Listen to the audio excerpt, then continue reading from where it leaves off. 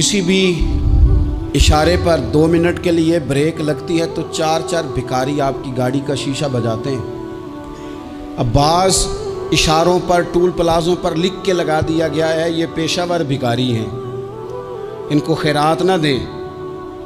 लेकिन मेरा सवाल ये है कि उन सारे भिखारियों को एक जगह पे खड़ा करके पूछना किसने है कि तुम भीख क्यों मांग रहे हो? उनके घरों तक उनके साथ किसने जाना है? कौन आदमी है जो जाके उनसे कहेगा कि जनाब तुम क्यों खैरात के लिए खड़े हो, तुम्हारी मजबूरी क्या है? क्या रियासत की, हुकूमत की, ताजर की, मालदार की, तगड़े आदमी की ये ड्यूटी नहीं? उन तक रसाई किसने हासिल करनी है? वो बेवा जो पिछले साल दरवाजे पे ज़कात लेने आई थी वो इस साल भी आई है। वो खातून जिसे पिछले साल आटे का थैला दिया था वो इस साल भी आई है। वो खातून जो पिछले साल 4 बच्चों को साथ लेकर के छोटों को आई थी वो आज भी उसी तरह कशकोले तलब दराज किए हुए है। और हज़रत उमर क्या फरमाते हैं? सैयदना फारूक आज़म रज़ी अल्लाह ताला अन्हु इरशाद फरमाते हैं, इसको इमाम बहकी ने और इमाम सुयूती ने नकल किया है। हज़रत उमर फरमाया करते थे कि अगर मैं ज़िंदा रहा तो इराक़ वालों मैं तुम्हारी बेवाओं के लिए ज़रूरत का इतना सामान कर जाऊंगा कि बीबी जब तक ज़िंदा रहेगी किसी की मोहताज नहीं होगी।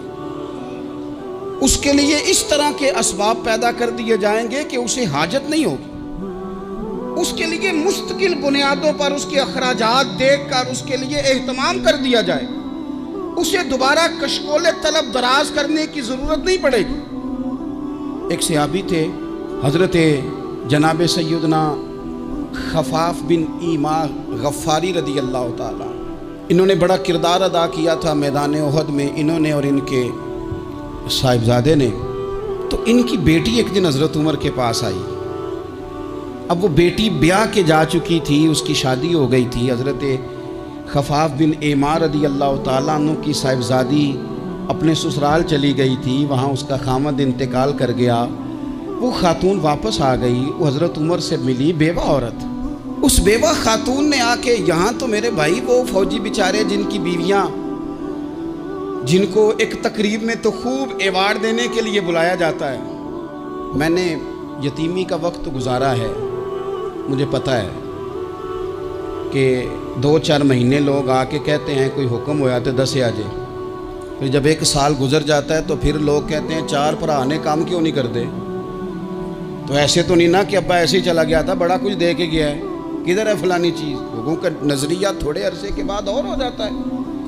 आपने बड़े बड़े शुहदा के घरों में एवार्ड तो दिए, क्या कभी आपने पलट कर दोबारा गौर किया कि उनके बच्चे कहाँ हैं, उनकी बेवा किस हाल में है? वो ज़माने की तेज़ धूप और तेज़ आंधी का मुकाबला कैसे कर रहे हैं? बगैर बाप के जो इंसान को खुले आसमान तले वक्त गुजारना पड़ता है वो कितना को मुश्किल होता है। वो किस तरह टाइम गुजार रहे हैं ये कभी सोचा लोगों ने? यहाँ तो निरंगी सियासत दौरान तो देखिए मंजिल उन्हें मिली है जो शरीके सफ़र न थे, जो निकले ही नहीं थे वो मंजिल तक पहुँच गए, और जिन्होंने जवानियाँ गुजार दी वो रास्ते में रह गए।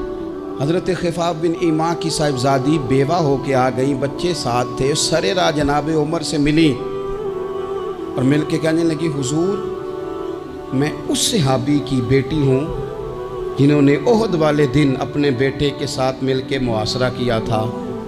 बच्चे मेरे यतीम हो गए हैं, मैं बेवा हूँ। हज़रत फारूक आज़म रज़ी अल्लाह ताला अन्हु ने फ़हरिस्त नहीं मांगी, ख़र्चे की डिटेल नहीं मांगी, तुम आना फलाने से मिलना, परसों 9 बजे आ जाना दफ्तर, ये कोई बात नहीं की। हज़रत उमर गौर से खड़े उस बेटी की बात सुनी। छम छम सैयदना फारूक की आंखों से आंसू गिरे, दौड़ के घर गए, एक ऊँट निकाला, वहाँ से माले गनीमत का माल के भर के 2 बोरियाँ, और बोरियों में क्या था? चांदी भी थी, नकदी पैसे भी थे, कुछ ज़रूरत का सामान भी था, गल्ला भी था। 2 बोरियां भर के ऊंट पे रख के खुद लगाम उस बेटी के हाथ में थमा के का पुत्र सामान भी तेरा है, ऊंट भी तेरा है।